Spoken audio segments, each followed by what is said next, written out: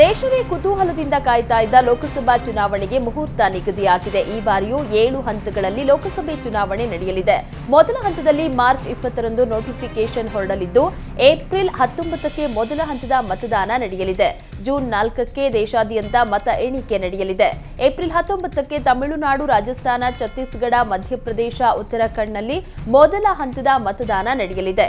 April 26ಕ್ಕೆ ಎರಡನೇ ಹಂತದ ಮತದಾನ, ಮೇ 7ಕ್ಕೆ ಮೂರನೇ ಹಂತದ ಮತದಾನ, ಮೇ 13ಕ್ಕೆ 4ನೇ ಹಂತದ ಮತದಾನ, ಮೇ 20ಕ್ಕೆ 5ನೇ ಹಂತ, ಮೇ 25ಕ್ಕೆ 6ನೇ ಹಂತ ಹಾಗೂ ಜೂನ್ 1ರಂದು ಕೊನೆ ಹಂತದ ಮತದಾನ ನಡೆಯಲಿದೆ. ಕರ್ನಾಟಕದಲ್ಲಿ 2 ಹಂತದಲ್ಲಿ ಮತದಾನ ನಡೆಯಲಿದ್ದು, ಏಪ್ರಿಲ್ 26ಕ್ಕೆ ದಕ್ಷಿಣ ಕರ್ನಾಟಕದ 14 ಕ್ಷೇತ್ರದಲ್ಲಿ 1ನೇ ಹಂತದ ಮತ್ತು ಮೇ 7ಕ್ಕೆ ಕರ್ನಾಟಕದ 14 ಕ್ಷೇತ್ರಗಳಲ್ಲಿ 2ನೇ ಹಂತದ ಮತದಾನ ನಡೆಯಲಿದೆ. ಜೂನ್ 4ಕ್ಕೆ ಮತ ಎಣಿಕೆ ನಡೆಯಲಿದೆ. ಕರ್ನಾಟಕದಲ್ಲಿ ಮಾರ್ಚ್ 28ರಿಂದ ನಾಮಪತ್ರ ಸಲ್ಲಿಕೆ ಆರಂಭವಾಗಲಿದ್ದು, ನಾಮಪತ್ರ ಸಲ್ಲಿಕೆಗೆ ಏಪ್ರಿಲ್ 4 ಕೊನೆಯ ದಿನವಾಗಿದೆ. ನಾಮಪತ್ರ ಪರಿಶೀಲನೆಗೆ ಏಪ್ರಿಲ್ 5, ನಾಮಪತ್ರ ವಾಪಸ್ಗೆ ಏಪ್ರಿಲ್ 8 ಕೊನೆಯ ದಿನವಾಗಿದೆ.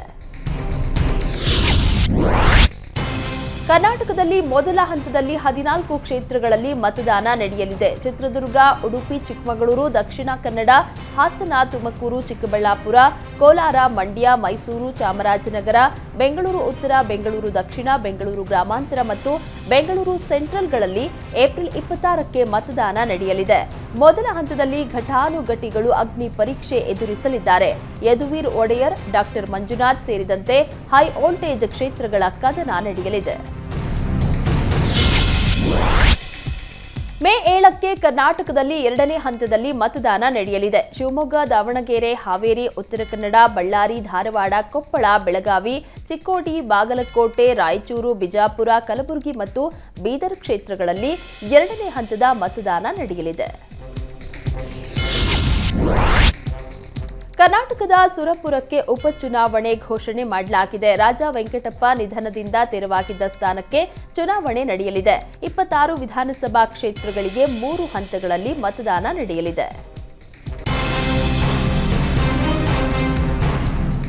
ಕರ್ನಾಟಕದಲ್ಲಿ 2 ಹಂತದಲ್ಲಿ ಚುನಾವಣೆ ನಡೆಯುತ್ತಿದ್ದು, ಮುಖ್ಯ ಚುನಾವಣಾಧಿಕಾರಿ ಮನೋಜ್ ಕುಮಾರ್ ಮೀನಾ ರಾಜ್ಯದ ಮಾಹಿತಿಯನ್ನ ನೀಡಿದರು. ರಾಜ್ಯದಲ್ಲಿ ಒಟ್ಟು 5,42,08,088 ಮತದಾರರಿದ್ದಾರೆ. ಇವರಲ್ಲಿ 2,71,21,407 ಪುರುಷ ಮತದಾರರು, 2,70,81,748 ಮಹಿಳಾ ಮತದಾರರು ಮತ್ತು 4,933 ತೃತೀಯ ಲಿಂಗಿ ಮತದಾರರು ಇದ್ದಾರೆ. 11,24,622 ಯುವ ಮತದಾರರು, 38,794 ಬುಡಕಟ್ಟು ಮತದಾರರಿದ್ದಾರೆ ಅಂತ ತಿಳಿಸಿದರು.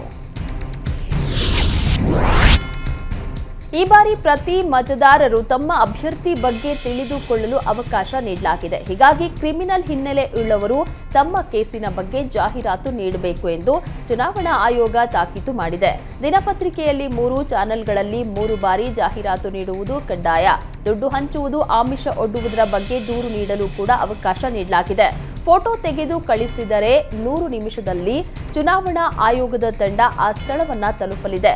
ಪ್ರತಿ ಜಿಲ್ಲೆಗಳಲ್ಲಿ ಕಂಟ್ರೋಲ್ ರೂಮ್ ತೆಗೆಯುವುದಕ್ಕೆ ಆಯೋಗ ಸಿದ್ಧತೆ ನಡೆಸಿದೆ.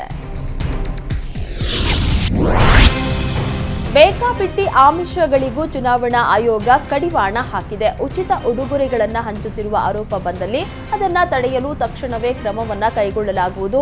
ಹಣ, ಹೆಂಡ, ಉಡುಗೊರೆ ಹಂಚುವ ಆರೋಪ ಬಂದರೆ ತಕ್ಷಣ ಕ್ರಮ ತೆಗೆದುಕೊಳ್ಳಲಾಗುವುದು. ಈ ವಿಷಯದಲ್ಲಿ ಬ್ಯಾಂಕ್ಗಳನ್ನ ಚುನಾವಣಾ ಆಯೋಗ ಎಚ್ಚರಿಸಿದೆ. ಅನುಮಾನಾಸ್ಪದ ವ್ಯವಹಾರದ ಬಗ್ಗೆ ಪ್ರತಿದಿನ ಬ್ಯಾಂಕ್ಗಳು ಮಾಹಿತಿಯನ್ನ ಕಳಿಸಬೇಕು. ಕಳೆದ ಚುನಾವಣೆಯಲ್ಲಿ ಫೋನ್ ಪೇ, ಗೂಗಲ್ ಪೇ ಮೂಲಕ ಹಣ ಹಂಚಿದ ಆರೋಪ ಕೇಳಿಬಂದಿತ್ತು. ಹೀಗಾಗಿ ಈ ಬಾರಿ ಫೋನ್ ಪೇ, ಗೂಗಲ್ ಪೇ ವಹಿವಾಟಿನ ಮೇಲೂ ಕಣ್ಣಿಡಲಾಗುವುದು. ಎಲ್ಲೇ ಹೆಲಿಕಾಪ್ಟರ್, ಖಾಸಗಿ ವಿಮಾನ ಲ್ಯಾಂಡ್ ಆದರೂ ಪರಿಶೀಲಿಸಲಾಗುವುದು. ಚುನಾವಣಾ ಪ್ರಚಾರಕ್ಕೆ ಮಕ್ಕಳನ್ನ ಬಳಸಿಕೊಳ್ಳುವಂತಿಲ್ಲ ಎಂದು ಚುನಾವಣಾ ಆಯೋಗ ತಾಕೀತು ಮಾಡಿದೆ. ಹಾಲಿ ಸಂಸದ ನಳಿನ್ ಕುಮಾರ್ ಕಟೀಲ್ಗೆ ದಕ್ಷಿಣ ಕ್ಷೇತ್ರಕ್ಕೆ ಬಿಜೆಪಿ ಟಿಕೆಟ್ ಕೈತಪ್ಪಿದೆ. ಈ ಕುರಿತು ಮಾಧ್ಯಮಗಳ ಜೊತೆ ಮಾತನಾಡಿದ ಮಾಜಿ ಸಚಿವ ರಾಮನಾಥ್ ರೈ, ಕರಾವಳಿ ಜನ ತುಂಬಾ ತಿಳುವಳಿಕೆಯುಳ್ಳವರು, ಲೋಕಸಭಾ ಸದಸ್ಯರು ಕೆಲಸ ಮಾಡೋದಿಲ್ಲ ಎಂದು ಅಭ್ಯರ್ಥಿ ಬದಲಾಯಿಸಿದ್ದಾರೆ. ನಳಿನ್ ಕುಮಾರ್ ಕಟೀಲ್ ಅಭಿವೃದ್ಧಿ ಕೆಲಸ ಮಾಡಿಲ್ಲ ಎಂದು ಬದಲಾವಣೆ ಮಾಡಿದ್ದಾರೆ. ಹೀಗಾಗಿ ನಳಿನ್ ಕುಮಾರ್ ಕಟೀಲ್ಗೆ ಟಿಕೆಟ್ ಮಿಸ್ ಆಗಿದೆ ಅಂತ ವ್ಯಂಗ್ಯವಾಡಿದ್ರು. ಸಮೀಕ್ಷೆಗಳು ಏನೇ ಹೇಳಿದ್ರು ಜನ ಬದಲಾವಣೆ ನಿರೀಕ್ಷೆಯಲ್ಲಿದ್ದಾರೆ. ನಿರ್ದಿಷ್ಟ ಅವಧಿಯ ಆಡಳಿತದ ಬಳಿಕ ಜನ ಬದಲಾವಣೆ ನಿರೀಕ್ಷೆ ಮಾಡ್ತಾರೆ. ಬಿಜೆಪಿ ನಾಯಕರು ಸಂವಿಧಾನ ಬದಲಾವಣೆ ಮಾಡುವ ಬಗ್ಗೆ ಮಾತನಾಡ್ತಾರೆ. ಸಂವಿಧಾನ ರಕ್ಷಣೆಗಾಗಿ ಜನರು ಕಾಂಗ್ರೆಸ್ಗೆ ಮತ ನೀಡಬೇಕೆಂದು ಹೇಳಿದರು. ಲೋಕಸಭಾ ಚುನಾವಣೆ ಹೊತ್ತಲ್ಲಿ ಬಿಜೆಪಿ ಸಂಸದ ರಮೇಶ್ ಜಿಗಜಿಣಗಿ ಹೊಸ ಬಾಂಬ್ ಹಾಕಿದ್ದಾರೆ. ನನ್ನ ಅನಾರೋಗ್ಯದ ಬಗ್ಗೆ ಬಿಜೆಪಿ ರಾಷ್ಟ್ರಾಧ್ಯಕ್ಷ ನಡ್ಡಾ ಹಾಗೂ ಪ್ರಧಾನಿ ಮೋದಿಗೂ ಆತ್ಮೀಯರೇ ತಪ್ಪು ಸಂದೇಶ ನೀಡಿ ಭಾರಿ ಷಡ್ಯಂತ್ರ ನಡೆಸಿದ್ರು. ಹೀಗಾಗಿ ಸ್ವತಃ ಪ್ರಧಾನಿ ಕಚೇರಿಯಿಂದಲೇ ನಾನು ಅಡ್ಮಿಟ್ ಆಗಿದ್ದ ಬೆಳಗಾವಿ ಆಸ್ಪತ್ರೆಯಲ್ಲಿನ ದಾಖಲಾತಿ ಪರಿಶೀಲನೆ ಮಾಡಿದ್ರು. ಆ ವ್ಯಕ್ತಿ ತಮ್ಮ ಮಕ್ಕಳು, ಹೆಂಡತಿ ಒತ್ತಡಕ್ಕೆ ನನಗೆ ಟಿಕೆಟ್ ತಪ್ಪಿಸೋದಕ್ಕೆ ಹೋಗಿದ್ರು. ರಾಜಕೀಯ ಷಡ್ಯಂತ್ರ ಅರಿತ ಬಳಿಕ ನನಗೆ ಟಿಕೆಟ್ ಸಿಕ್ಕಿದೆ. ಸತತ ಹ್ಯಾಟ್ರಿಕ್ ಗೆಲುವಿನ ಹಿಂದಿನ ತಮ್ಮ ಶಕ್ತಿ ಕಾರ್ಯಕರ್ತರು ಎಂದು ರಮೇಶ್ ಜಿಗಜಿಣಗಿ ಭಾವುಕರಾದರು.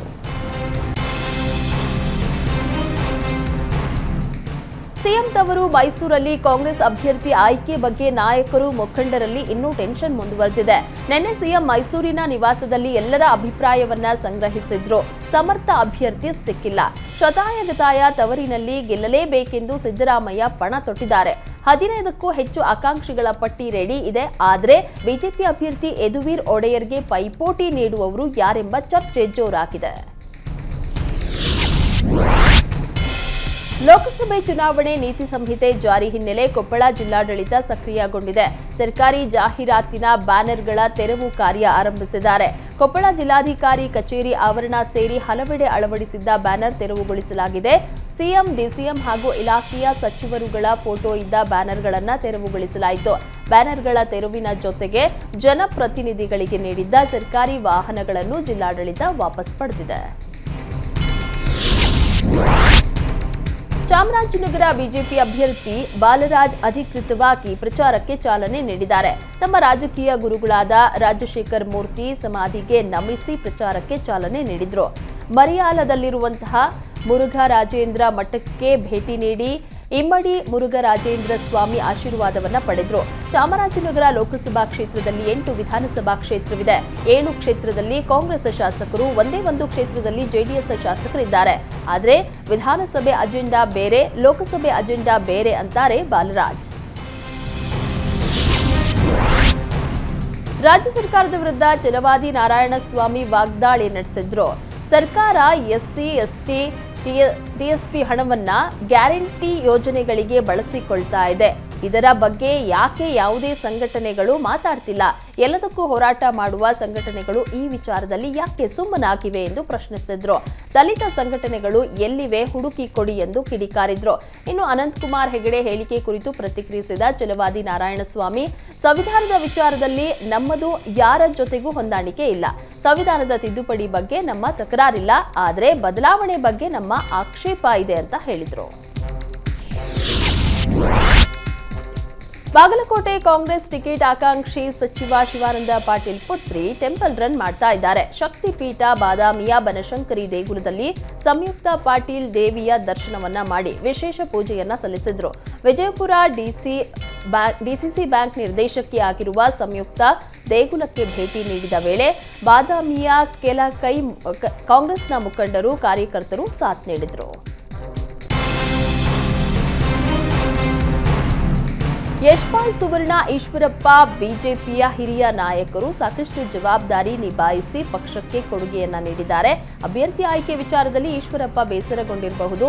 ಹೈಕಮಾಂಡ್ ನಾಯಕರು ಈಶ್ವರಪ್ಪ ಬಂಡಾಯ ಶಮನ ಮಾಡ್ತಾರೆ. ಪ್ರಧಾನಿ ನರೇಂದ್ರ ಮೋದಿ ಶಿವಮೊಗ್ಗಕ್ಕೆ ಬರ್ತಾ ಇದ್ದಾರೆ. ಪಕ್ಷದ ಹಿರಿಯರು ಜೊತೆಗೆ ಚರ್ಚೆ ಮಾಡಿ ಈಶ್ವರಪ್ಪನವರಿಗೆ ಸೂಕ್ತ ಸ್ಥಾನಮಾನವನ್ನ ಕಲ್ಪಿಸುತ್ತಾರೆ ಎಂಬ ನಂಬಿಕೆ ಇದೆ. ಲೋಕಸಭೆ ಚುನಾವಣೆಯಲ್ಲಿ ಈಶ್ವರಪ್ಪ ನಮಗೆ ಮಾರ್ಗದರ್ಶನ ಮಾಡ್ತಾರೆ ಎಂಬ ನಂಬಿಕೆ ಇದೆ ಅಂತ ಹೇಳಿದ್ರು. ಚಿಕ್ಕೋಡಿಯಲ್ಲಿ ಈ ಬಾರಿ ಸಚಿವ ಸತೀಶ್ ಜಾರಕಿಹೊಳಿ ಪುತ್ರಿ ಕಾಂಗ್ರೆಸ್ ಅಭ್ಯರ್ಥಿ ಆಗ್ತಾರೆ ಅನ್ನೋ ವಿಚಾರಕ್ಕೆ ಅಣ್ಣಾ ಸಾಹೇಬ್ ಜೊಲ್ಲೆ ಟಾಂಗ್ ಕೊಟ್ಟಿದ್ದಾರೆ. ಈ ಬಾರಿ ಚಿಕ್ಕೋಡಿಯಲ್ಲಿ ಬಿಜೆಪಿ ವರ್ಸಸ್ ಕಾಂಗ್ರೆಸ್ ಚುನಾವಣೆ ಆಗಲಿದೆ. ನಮ್ಮ ನಾಯಕರು ನನ್ನನ್ನ ಅಭ್ಯರ್ಥಿಯಾಗಿ ಮಾಡಿದ್ದಾರೆ. ಎದುರಾಳಿ ಯಾರೇ ಬರಲಿ ಬಿಜೆಪಿಯ ವರ್ಚಸ್ಸು ಕಡಿಮೆ ಆಗಲ್ಲ. ಕಳೆದ ಬಾರಿಗಿಂತ ಈ ಬಾರಿ ಹೆಚ್ಚಿನ ಅಂತರದಿಂದ ಗೆಲುವು ಸಾಧಿಸುತ್ತೇನೆ ಅಂತ ಹೇಳಿದರು. ವಿಜಯನಗರ ಜಿಲ್ಲಾ ಉಸ್ತುವಾರಿ ಸಚಿವ ಜಮೀರ್ ಅಹಮದ್ ಖಾನ್, ಶಾಸಕ ಗವಿಯಪ್ಪ ನಡುವೆ ಮುಸುಕಿನ ಗುದ್ದಾಟದಿಂದ ಕಾಂಗ್ರೆಸ್ ಪಕ್ಷಕ್ಕಾಗಿ ದುಡಿದ ಕಾರ್ಯಕರ್ತರಿಗೆ ಸಮಸ್ಯೆ ಆಗ್ತಾ ಇದೆ. ಹೊಸಪೇಟೆ ಹುಡಾ ಅಧ್ಯಕ್ಷ ಸ್ಥಾನಕ್ಕೆ ರಾತ್ರಿ ಎಚ್ಎನ್ಎಫ್ ಇಮಾಮ್ ನಿಜಾಯಿ ಅವರನ್ನ ರಾಜ್ಯ ಸರ್ಕಾರ ನೇಮಕ ಮಾಡಿ ಆದೇಶವನ್ನ ಹೊರಡಿಸಿತ್ತು. ರಾತ್ರಿ ನೇಮಕ ಮಾಡಿದ ಆದೇಶ ಬೆಳಗ್ಗೆ ಆಗುತ್ತಲೇ ರದ್ದಾಗಿದೆ. ನಿಯಾಜ್ ಸಚಿವ ಜಮೀರ್ ಬೆಂಬಲಿಗರಾಗಿದ್ದಾರೆ. ಹೀಗಾಗಿ ಅಧ್ಯಕ್ಷ ಸ್ಥಾನ ಬೇಡವೆಂದು ಶಾಸಕ ಗವಿಯಪ್ಪ ಪಟ್ಟು ಹಿಡಿದಿದ್ರು. ಶಿವಮೊಗ್ಗದಿಂದ ಮಾಜಿ ಸಚಿವ ಕೆಎಸ್ ಈಶ್ವರಪ್ಪ ಬಂಡಾಯ ಅಭ್ಯರ್ಥಿಯಾಗಿ ಸ್ಪರ್ಧೆ ಮಾಡ್ತಾರೆ ಎಂಬ ನಂಬಿಕೆ ನನಗಿಲ್ಲ ಎಂದು ಬಿಜೆಪಿ ಶಾಸಕ ಚನ್ನಬಸಪ್ಪ ಹೇಳಿಕೆಯನ್ನ ನೀಡಿದ್ದಾರೆ. ಹಗಲು ರಾತ್ರಿ ಕಟ್ಟಿದ ಪಕ್ಷವನ್ನ ಹಾಳು ಮಾಡುವ ಸ್ಥಿತಿಗೆ ಈಶ್ವರಪ್ಪ ತಲುಪೋದಿಲ್ಲ. ಈಶ್ವರಪ್ಪನವರು ಹೇಳಿಕೆ ನೀಡಿರಬಹುದು, ಆದರೆ ಇನ್ನೂ ಯಾವುದೂ ತೀರ್ಮಾನ ಆಗಿಲ್ಲ. ಹೈಕಮಾಂಡ್ ನಾಯಕರು ಈಶ್ವರಪ್ಪ ಅಸಮಾಧಾನ ಶಮನ ಮಾಡ್ತಾರೆ. ಈಶ್ವರಪ್ಪನವರ ಬಂಡಾಯ ಸ್ಪರ್ಧೆ ಪ್ರಶ್ನೆಯೇ ಬರೋದಿಲ್ಲ. ಈಶ್ವರಪ್ಪನವರು ಪಕ್ಷದಲ್ಲಿ ಉಳಿಸಿಕೊಳ್ಳುವ ಪ್ರಯತ್ನ ಎಲ್ಲರೂ ಸಹ ಸೇರಿ ಮಾಡ್ತೀವಿ ಅಂತ ಹೇಳಿದರು.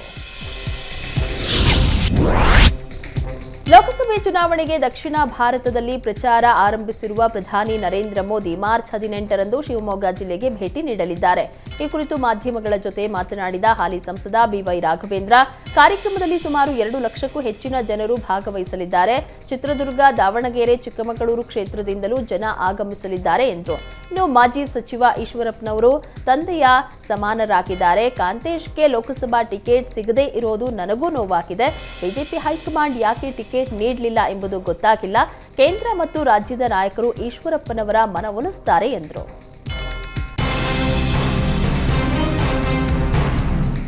ಬೇಸಿಗೆಯ ಬಿಸಿಲು ಏರ್ತಾ ಇದ್ದಂತೆ ಲೋಕಸಭೆ ಕಣದ ಕಾವು ರಣರ ರಂಗೇರ್ತಾ ಇದೆ.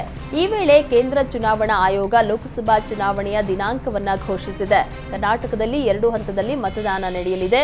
ಈ ಬಾರಿ ಬಿಜೆಪಿ ಶತಾಯಗತಾಯ ಚುನಾವಣೆಯಲ್ಲಿ ಸೋಲಿಸಬೇಕೆಂಬ ಪಣ ತೊಟ್ಟಿರುವ ಕಾಂಗ್ರೆಸ್ ನಾಯಕರು ನಾನಾ ತಂತ್ರಗಳನ್ನು ಹಿಡಿತಾ ಇದ್ದಾರೆ.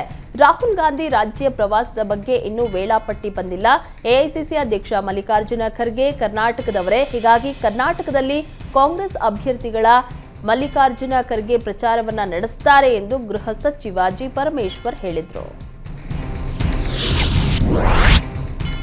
ಉಡುಪಿ ಚಿಕ್ಕಮಗಳೂರು ಲೋಕಸಭಾ ಕ್ಷೇತ್ರದ ಬಿಜೆಪಿ ಟಿಕೆಟ್ ಸಿಟಿ ರವಿ ಕೈತಪ್ಪಿದೆ. ಈ ಕುರಿತು ಮಾತನಾಡಿದ ಬಿಜೆಪಿ ನಾಯಕ ಸಿಟಿ ರವಿ, 1995ರಿಂದ ನಾನು ಪಕ್ಷದಲ್ಲಿ ಏನನ್ನೂ ಕೇಳಿ ಪಡೆದಿಲ್ಲ.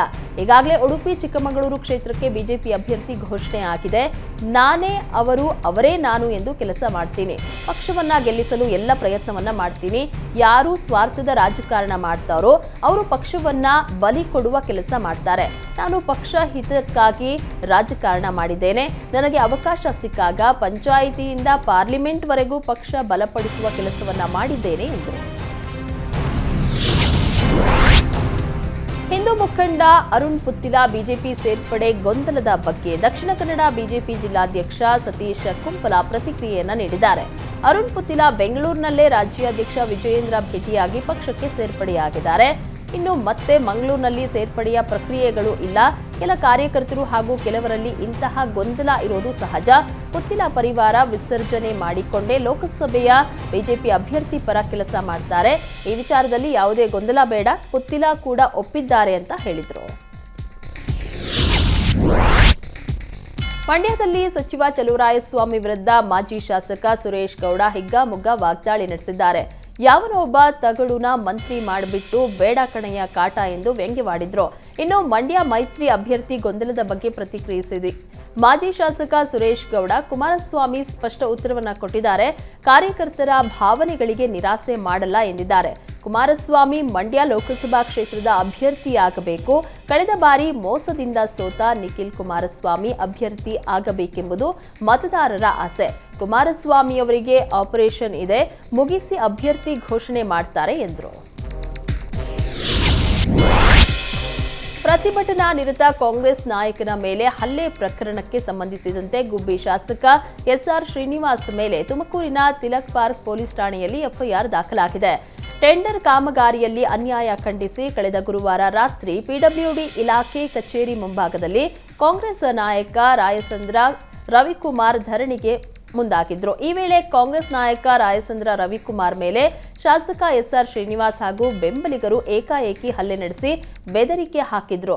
ರಾಯಚಂದ್ರ ರವಿಕುಮಾರ್ ದೂರಿನನ್ವಯ ಐಪಿಸಿ ಸೆಕ್ಷನ್ 511, 506, 504, 143, 149, 323, 363 ಅಡಿಯಲ್ಲಿ ಎಫ್ಐಆರ್ ದಾಖಲಿಸಲಾಗಿದೆ.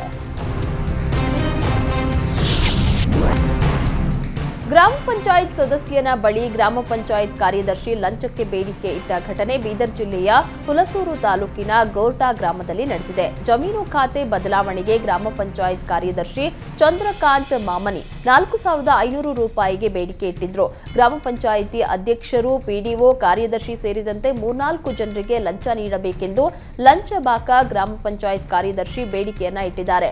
ಬಡವರಿದ್ದಾರೆ, ಹಣ ತೆಗೆದುಕೊಳ್ಳಬೇಡಿ ಎಂದರು. ಹಣ ನೀಡದೇ ಇದ್ರೆ ಕೆಲಸ ಆಗಲ್ಲ ಎಂದು ಆವಾಜ್ ಹಾಕಿದ್ದಾರೆ. ಸದ್ಯ ಗ್ರಾಮ ಪಂಚಾಯತ್ ಕಾರ್ಯದರ್ಶಿ ವಿಡಿಯೋ ಸಾಮಾಜಿಕ ಜಾಲತಾಣದಲ್ಲಿ ವೈರಲ್ ಆಗ್ತಿದ್ದು ಸಾರ್ವಜನಿಕರು ಆಕ್ರೋಶ ವ್ಯಕ್ತಪಡಿಸಿದ್ದಾರೆ.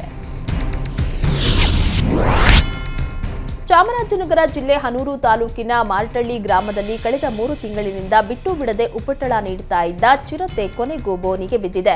ಆಗಾಗ ಬಂದು ಕುರಿ ಮೇಕೆಯನ್ನ ತಿಂದು ಚಿರತೆ ಕಣ್ಮರೆಯಾಗ್ತಾ ಇತ್ತು. ಇದರಿಂದ ಗ್ರಾಮಸ್ಥರು ಕತ್ತಲಾದ ಮೇಲೆ ಮನೆಯಿಂದ ಆಚೆ ಬರಲು ಹೆದರುತ್ತಾ ಇದ್ರು. ಚಿರತೆ ಸೆರೆಗಾಗಿ ಅರಣ್ಯ ಇಲಾಖೆ ಸಿಬ್ಬಂದಿ ಗ್ರಾಮದ ಹೊರವಲಯದಲ್ಲಿ ಬೋನನ್ನ ಇರಿಸಿದ್ರು. ನಿನ್ನೆ ರಾತ್ರಿ ಬೋನಿನ ಒಳಗೆ ಮೇಕೆಯನ್ನ ಭಕ್ಷಿಸಲು ಬಂದಾಗ ಚಿರತೆ ಲಾಕ್ ಆಗಿದೆ. ಇದರಿಂದ ಗ್ರಾಮಸ್ಥರು ನಿಟ್ಟುಸಿರು ಬಿಟ್ಟಿದ್ದಾರೆ. ಶ್ರೀ ರಾಘವೇಂದ್ರ ಸ್ವಾಮಿಗಳ 429ನೇ ವರ್ಧಂತಿ ಮಹೋತ್ಸವ ಹಿನ್ನೆಲೆ ಮಂತ್ರಾಲಯ ಮಠದ ಪೀಠಾಧಿಪತಿ ಶ್ರೀ ಸುಬುಧೇಂದ್ರ ತೀರ್ಥರ ನೇತೃತ್ವದಲ್ಲಿ 6 ದಿನಗಳಿಂದ ಗುರು ವೈಭವೋತ್ಸವ ನಡೆಯಿತು. ತಿರುಪತಿಯಿಂದ ಮಂತ್ರಾಲಯಕ್ಕೆ ಶೇಷವಸ್ತ್ರ ಬರಲಿದ್ದು ರಾಯರಿಗೆ ಸಮರ್ಪಣೆ ಮಾಡಲಿದ್ದಾರೆ. ಜೊತೆಗೆ 100 ಕಲಾವಿದರಿಂದ ರಾಯರಿಗೆ ನಾದಹಾರ ಸೇವೆಯೂ ನಡೆಯಲಿದೆ. ರಿಯಾಯಿತಿ ದರದಲ್ಲಿ ಸೀರೆಗಾಗಿ ಮಹಿಳೆಯರು ಮುಗಿಬಿದ್ದ ಘಟನೆ ಅರಮನೆ ನಗರಿ ಮೈಸೂರಲ್ಲಿ ನಡೆದಿದೆ. ಕೆಎಸ್ಐಸಿ ಮೈಸೂರು ಸಿಲ್ಕ್ ಸೀರೆಗಳಿಗೆ ಶೇಕಡಾ 30% ರಿಯಾಯಿತಿ ಆಫರ್ ನೀಡಿತ್ತು. ಮೈಸೂರು ಸಿಲ್ಕ್ ಸೀರೆ ಆಫರ್ಗೆ ಮಾರು ಹೋದ ಮಹಿಳೆಯರು ರಿಯಾಯಿತಿ ದರದ ರೇಷ್ಮೆ ಸೀರೆ ಕೊಳ್ಳೋದಕ್ಕೆ ನಾ ಮುಂದು ತಾ ಮುಂದು ಎಂದು ಮುಗಿಬಿದ್ದಿದ್ರು.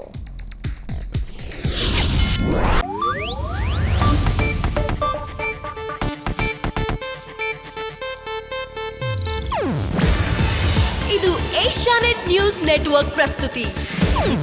ನೀವು ನೋಡ್ತಿದ್ದೀರಾ ಏಷ್ಯಾನೆಟ್ ಸುವರ್ಣ ನ್ಯೂಸ್.